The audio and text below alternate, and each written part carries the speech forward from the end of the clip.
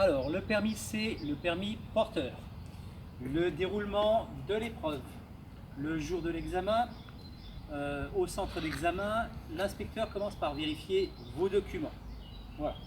Ensuite, il fait tirer au sort un des parcours que vous aurez à effectuer.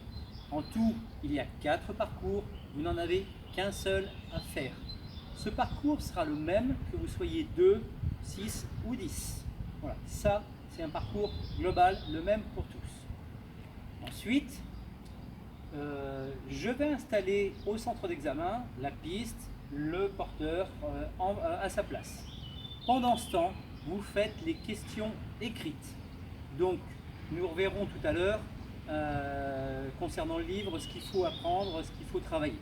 Vous faites les questions écrites, ça va vous prendre à peu près 6-7 minutes. Pendant ce temps, j'installe tout. Une fois que les questions écrites sont faites, à votre tour, vous venez et vous commencez à faire les vérifications dans l'ordre que je vais effectuer, en commençant par ce qu'on appelle le socle 1.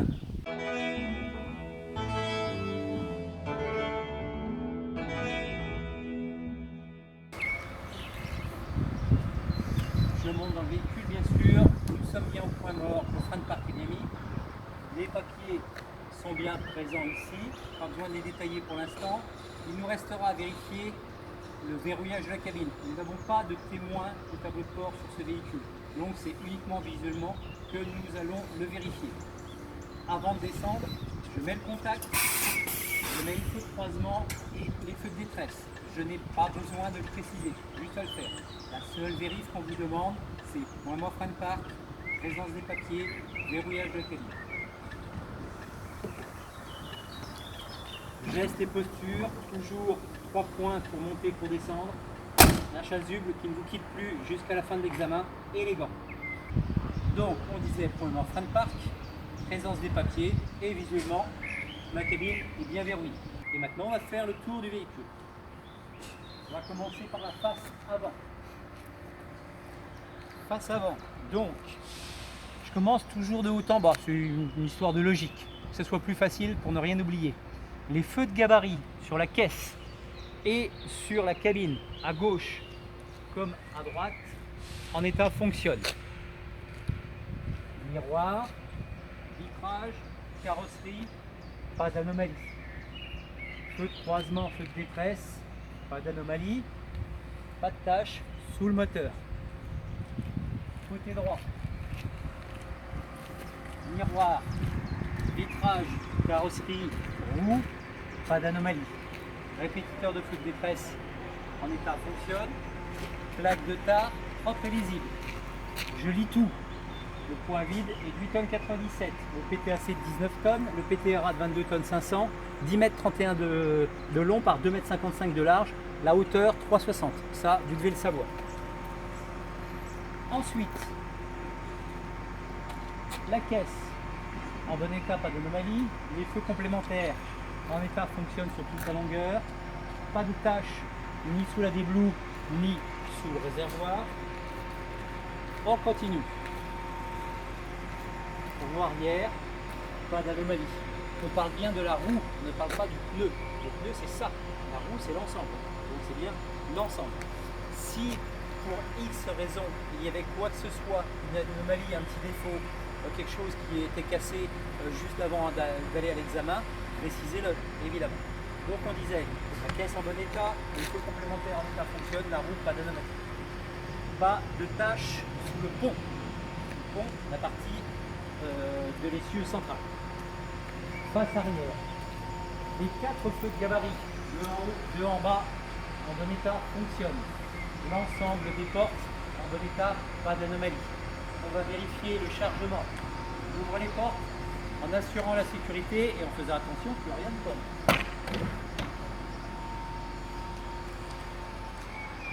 Je n'ai pas besoin dans un premier temps d'ouvrir en grand. C'est une petite vérification rapide. Donc là, l'ensemble est en bon état. Le chargement est calé, réparti, mais il n'est pas arrimé. Et je referme. Alors ensuite, Les feux de position et les feux de détresse en état fonctionnent de chaque côté. Et là, vous demandez bien à l'inspecteur de vérifier les feux de stop. Donc c'est vous qui allez appuyer sur la pédale de frein.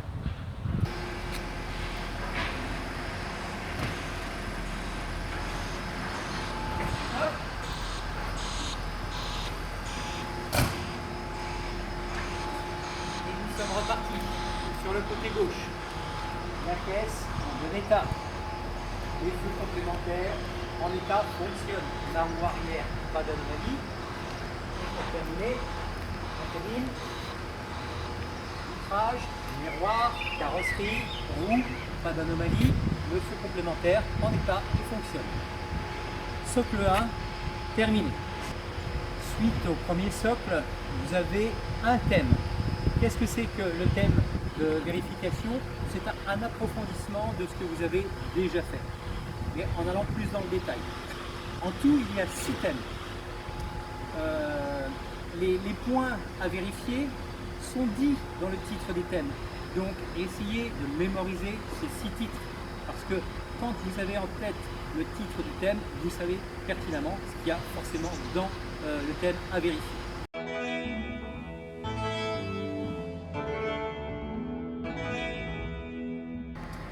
Dans le thème 1, à l'extérieur, la seule chose à vérifier, c'est l'extincteur. On ne vous demande pas d'ouvrir, il faut juste de préciser que l'extincteur de 6 kg à poudre est en cours de validité et qu'il est situé ici. Thème 1, document, lot de bord, chasuble, triangle. Donc, j'ai pris l'ensemble de mes papiers et on va les vérifier. J'ai un constat d'accident. J'ai le carnet de suivi d'entretien du véhicule. J'ai la carte grise, le certificat d'immatriculation du porteur. C'est la bonne plaque d'immatriculation. Et surtout, le contrôle technique est en cours de validité. L'assurance, bonne plaque d'immatriculation en cours de validité. La taxe à l'essieu. Alors, c'est la bonne plaque d'immatriculation. Elle est bien signée, tamponnée par les douanes. Ensuite, je possède bien la notice d'utilisation du véhicule et une carte du secteur. Voilà en ce qui concerne ces premiers documents.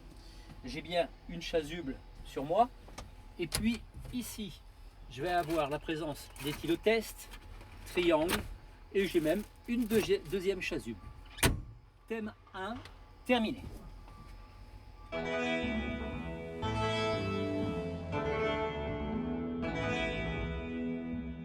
Le thème 2, 3 questions concernant le tableau de bord et ses accessoires et 3 feux autres que ceux que l'on a déjà vérifiés. Alors, nous ferons tout ensemble, sachant juste que pour les feux, ce que nous n'avons pas vérifié tout à l'heure, les feux de position avant, les feux de route, les feux de brouillard arrière, les feux de recul, les feux de plaque et éventuellement les feux de détresse. Voilà, ce sera parmi ces 3 feux que l'inspecteur choisira 3 vérifications. Et puis, concernant le tableau de bord, qu'est-ce que ça va être? Quels sont ces boutons? Où sont les essuie-glaces? La ventilation, etc. Des choses comme ça que nous verrons ensemble. Thème 2, terminé.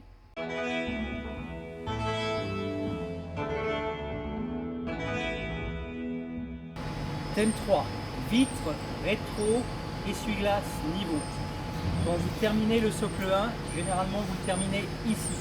Donc quand vous commencez les thèmes, je ne l'ai pas précisé tout à l'heure, vous n'avez qu'un seul thème bien sûr à vérifier. Et quand vous commencez les thèmes, commencez toujours à partir d'ici. C'est plus logique, c'est plus simple. Ne partez pas devant pour revenir d'un côté, retourner de l'autre côté. Non, non, commencez par ici et faites le tour, toujours dans ce sens-là. Donc je disais thème 3, vitres, rétro, essuie-glace, niveau. Alors les vitres en état, propre, rien de particulier. Les rétroviseurs propres, en bon état, bien fixés, pas cassés. Voilà. Ici se situe le lave-glace, remplissage. Vous arrivez à voir le niveau par le dessus, plus que par la petite lumière en dessous. Ça c'est du détail. Ensuite, l'antéviseur. L'antéviseur parce que c'est le rétroviseur devant. Et éventuellement vous pouvez monter, c'est pas une obligation. Voilà, en bon état, bien fixé, pas cassé. Le pare-brise en bon état. Les essuie-glaces, vous les décollez en bon état. Le niveau. Ici se situe le liquide de refroidissement. Ici se situe le remplissage d'huile et ceci, c'est l'assistance d'embrayage. Petite précision, ça ressemble à un servo-frein comme pour le freinage, mais les freins sur un poids lourd, c'est à air. Donc là, hein, pour faire simple, c'est bien l'assistance d'embrayage. Et pour terminer, le côté droit, je ne vais pas remonter la fenêtre, pas toujours très grave hein, quand il fait chaud. Donc les vitres en bon état, rien de particulier, les rétroviseurs sont en bon état, bien fixés. Voilà. Et pour terminer, vous pouvez préciser alors que ici l'espèce de gros boîtier noir avec une étiquette orange, ça c'est l'assistance de direction. Pour vérifier le niveau, il faut lever la cabine. Concernant le niveau d'huile, le niveau d'AdBlue et le niveau de gasoil, tout est au tableau de bord, puisque la jauge d'huile est sous la cabine, il faudrait la lever. Voilà. Thème 3 terminé.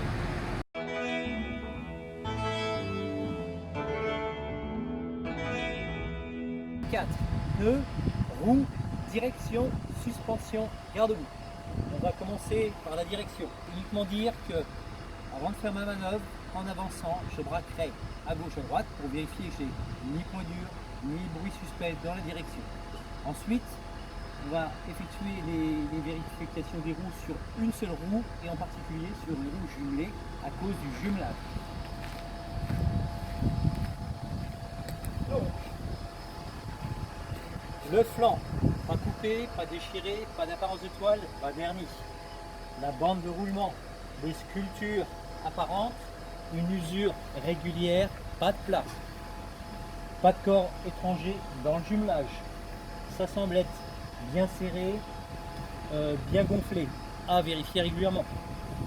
Ensuite, le garde-boue avec la bavette, tout est en bon état, bien fixé. Et pour terminer, les suspensions. Donc je me penche, je jette un petit coup d'œil. Les coussins gonflables, les amortisseurs, l'ensemble des suspensions en bon état, pas de fuite, pas de détérioration.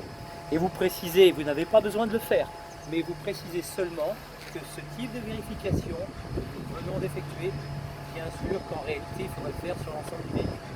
Thème 4, terminé.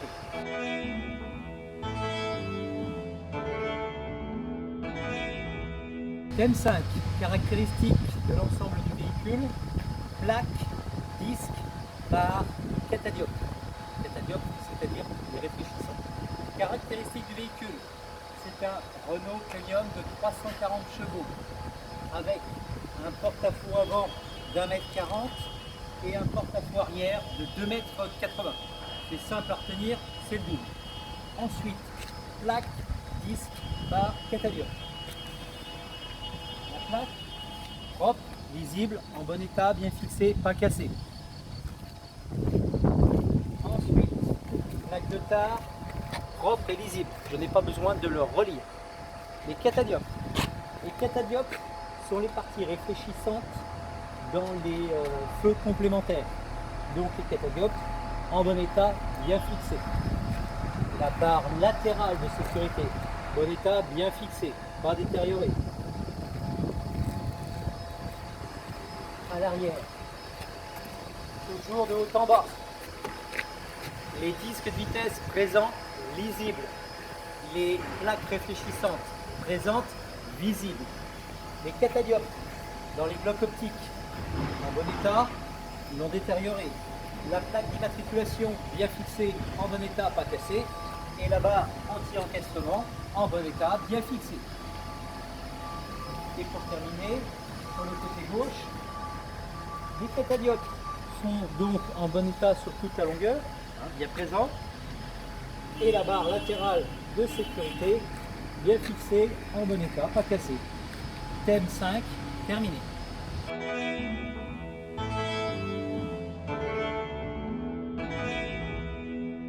Alors thème 6, chargement. Donc j'ouvre les portes en assurant la sécurité, en faisant attention qu'il n'y ait pas de chute d'objet.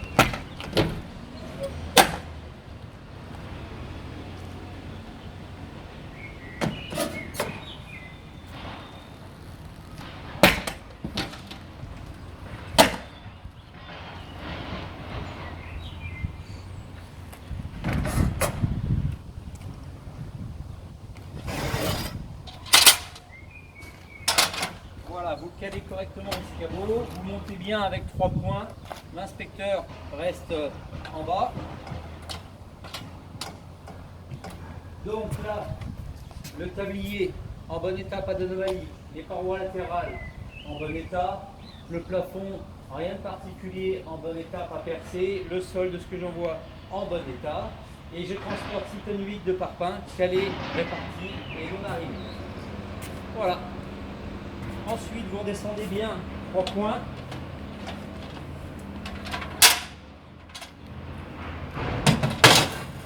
Je referme les portes en sécurité.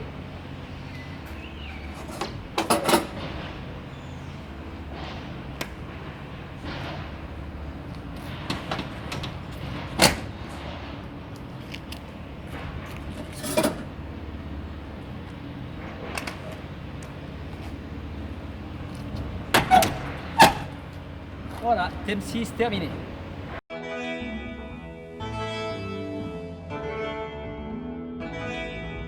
Concernant l'interrogation orale et les questions écrites que j'ai évoquées tout à l'heure. Alors, vous n'avez pas exactement le même modèle de livre, mais ceci n'a aucune importance.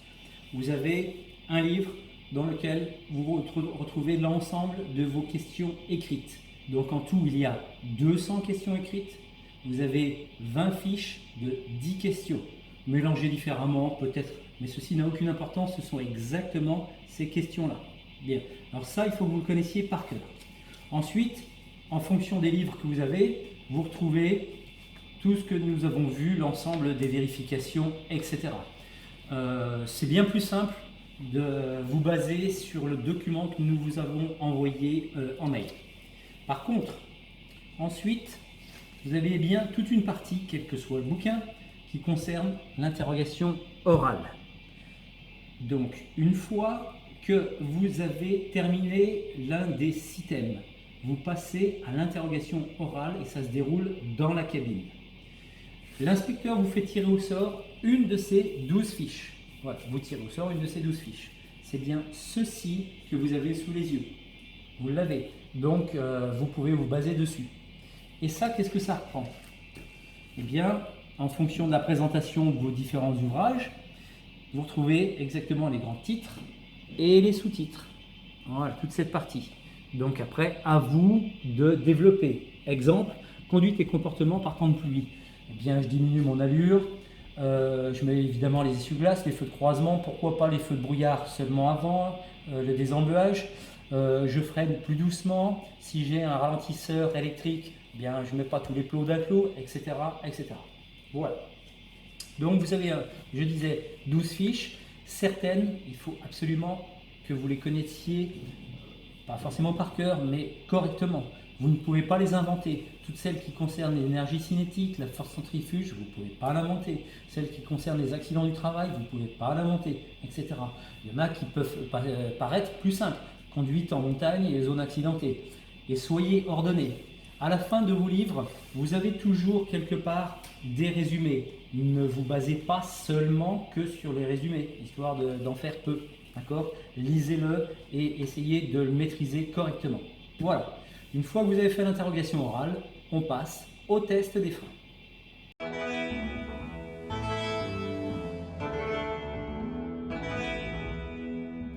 Alors, le socle 2, le test des freins. Vous venez de terminer l'interrogation orale ici, l'inspecteur à vos côtés.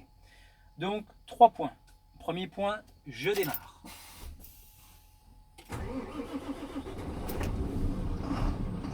Et je précise bien qu'il n'y a pas d'anomalie au tableau de bord, d'accord, à part le frein de parc et la ceinture, ce qui est tout à fait normal. Ça, c'est le premier point. Deuxième point, je m'installe au poste de conduite. Donc, dans l'ordre, je règle le siège, le dossier, le volant et éventuellement les rétros.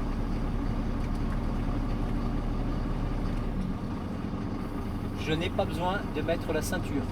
Nous sommes sur une épreuve plateau. Voilà.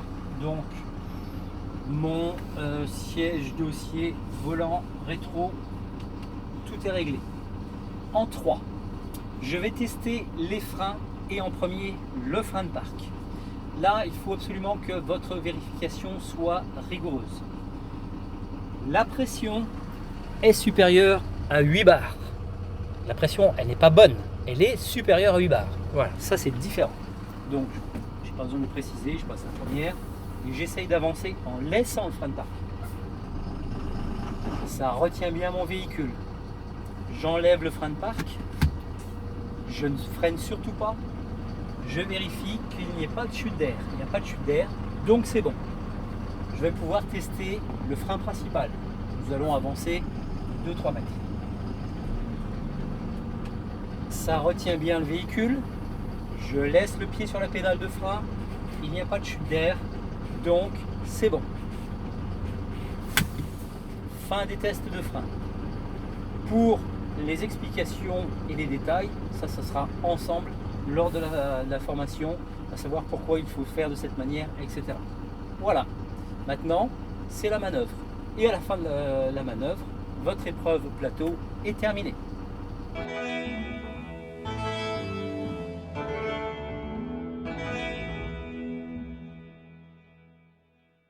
Alors, concernant le déroulement de votre parcours, vous montez, vous placez avec l'inspecteur à vos côtés. La marche avant ne fait pas partie de l'examen. L'examen commence au bout, quand l'inspecteur vous a réexpliqué tout ce que vous connaissez déjà puisqu'on l'a travaillé ensemble, et qu'il descend du véhicule et que vous commencez seulement à faire votre marche arrière. Voilà, l'examen commence seulement à partir de ce moment-là. Vous n'avez pas le droit de toucher le moindre piquet, vous n'avez pas le droit de dépasser entièrement les lignes, donc n'hésitez pas parfois à rouler dessus, hein, d'accord, tant que la bande de roulement n'est pas entièrement sortie, donc ça laisse de la marge. Vous avez 5 minutes pour faire votre marche arrière, et puis à l'arrière, c'est l'aplomb du véhicule dans le grand rectangle, ou alors, ce n'est pas en vidéo, on le verra ensemble, c'est un créneau qu'il faudra faire, et je vous donnerai les explications en temps et en heure. Voilà. Vous avez le droit à faire après comme vous voulez. Vous passez la tête par la fenêtre, vous réavancez autant de fois que vous voulez. N'oubliez pas que vous avez un véhicule qui fait un peu plus de 10 mètres de long. Donc si vous avancez au moins de 10-12 mètres. Hein, et vous ne perdrez pas de temps, bien au contraire. N'hésitez pas à descendre aussi si vous ne savez pas où sont les piquets. Ça, c'est très important. Là aussi, vous ne perdrez pas de temps plutôt que d'essayer de passer, de forcer et de faire une erreur. Voilà. À la fin, ce n'est pas l'inspecteur qui arrête le chronomètre, c'est vous qui dites à l'inspecteur que c'est fini. Donc, quand vous êtes bien placé à la fin de la manœuvre, vous n'hésitez pas à descendre rapidement, vous fermez bien votre porte, question de sécurité, vous allez vérifier autour de vous, vous vous retournez face à l'inspecteur et puis vous lui dites bien terminé. Et seulement à ce moment-là, il arrêtera le chronomètre.